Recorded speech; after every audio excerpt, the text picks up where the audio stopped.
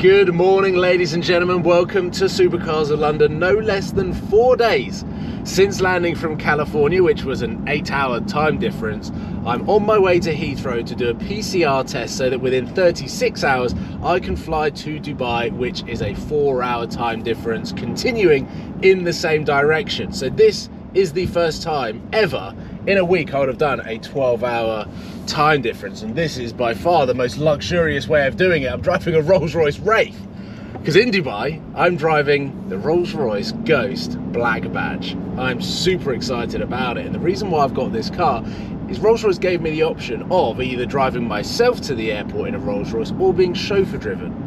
I opted to drive myself, which in turn meant that I got this car a little bit early to take it to the airport to do the PCR test before I catch my flight.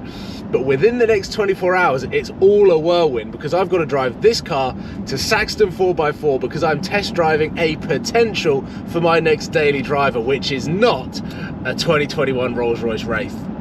Negative PCR test in my email inbox. I'm ready for Dubai. I've got 6 hours left in this country, and seeing as I'm here between LA and Dubai for such a short space of time, and I have a mode of transport, albeit very, very luxurious, I've not necessarily needed to worry about a daily driver. However, when I come back from Dubai, I'm not going to have the luxury of driving a Rolls Royce around. So I've come here because whilst I've been away in LA, they have picked up some warm hatches, a Mercedes A35 AMG and a Mark 8 Golf GTD. Now, there are stories behind why I'm intrigued about both of those cars, but I'm going to head upstairs because they are parked next to each other, and then I'm going to be given the keys to the Mercedes to test.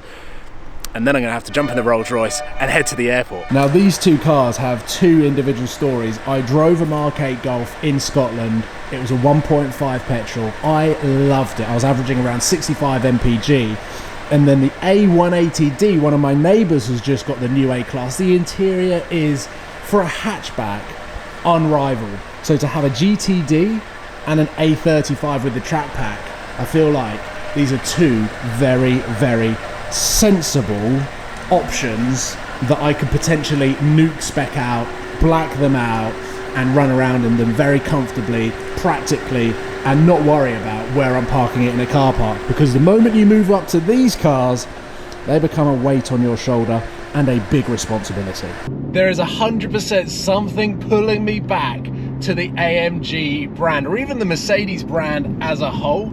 Because originally I was looking at an A180D, something that I could just pile the miles on, get amazing MPG, and then this shows up at Saxton 4x4, an A35, and I don't think there is an interior that exists as nice as this for 35 grand. Mercedes have nailed their entry-level hatchback interior, because you can get pretty much all of this as standard on a basic engined A-Class. But this, being the A35, not quite the A45, and let's be real, the A45 is incredibly expensive for a hot hatch. This is all the power you need on the UK roads, and especially for a daily, that will allow me to not get too much out of this car that I'd be putting all of the miles on, to then pull away from the fact of getting a super sports car and not really feeling the need to drive it. I experienced it with Parker out in LA, and I've kind of been talking to Sam quite a lot about, don't go and get a crazy daily driver that has got the ability to give you all of the thrills and all of the performance of a supercar. A two-car garage works the best when you have a car like this that is perfect for day-to-day stuff, gives you a little bit of a smile, and fundamentally you're not too worried about where you're parking it in the car park, so that then when you get into your super sports car for the weekends, it feels special. There are two things that I can reference in my own experience and history with buying daily drivers and having a car to run alongside the daily driver. Is some of my best memories are in my little Audi A1, the Nuke, when I had my Lamborghini Gallardo, because they were so different. Every time I got in the Lambo, I was blown away at how special that felt. Every time I got in the A1, I loved nipping around, parking it wherever I wanted, and using it without too many cares in the world. When I jumped up to the C63 and the M3, they were almost so good that I didn't need the AMG GT and I didn't need the Hurricane because I had all the performance from my daily driver. So I'm leaning towards upgrading the idea of having an Audi A1 nuke spec kind of daily driver hatchback, and then going in and getting a supercar as well. And the A35 is quite entertaining and would absolutely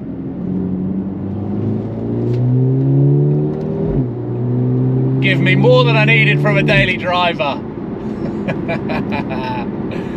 But it's this space that I love the most. The interior, where you spend all of your time. The speakers are good. I've tested them out. I think this is sitting above a Mark 8 Golf GTI GTD kind of car. It's not quite an A45, but I want that.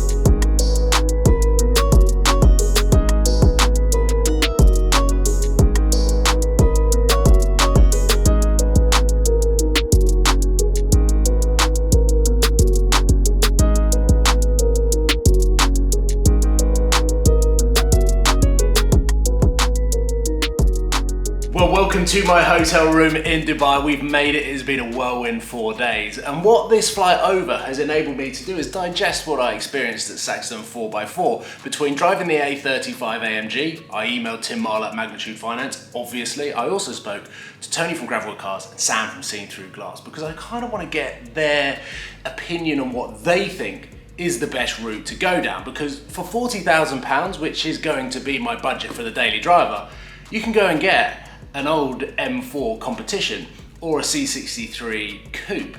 But then you could go newer, get an A35, a Golf GTI that have lower running costs, that fit that daily description a little bit better. And I feel like I'm going to be brain dumping at the end of this video.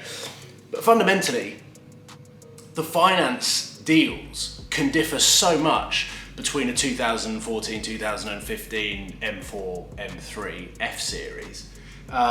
Even though it's the same price as a 2021 A35 AMG, there are so many variables that you have to consider that can make a car incredibly expensive or incredibly cheap on finance. And I experienced that when I bought my M2 competition. For 40 grand, it was 4 grand in and it was about £490 a month. I felt like that was quite cheap. However, the A35 AMG, the same price point, has come out even cheaper than the M2 competition. So I feel like my head is leaning towards going down the route of getting a warm hatch Golf GTI Club Sport Golf GTI A35 AMG. The A45s, the RS3s are a little bit silly in terms of price point. In terms of price point for a hatchback, and I don't have a new one on order. The likes of Archie Hamilton has jumped the gun and put his order in so early that when his arrives, he's paying list for it, rather than going on Auto Trader and paying 5-10% over the actual value of the car.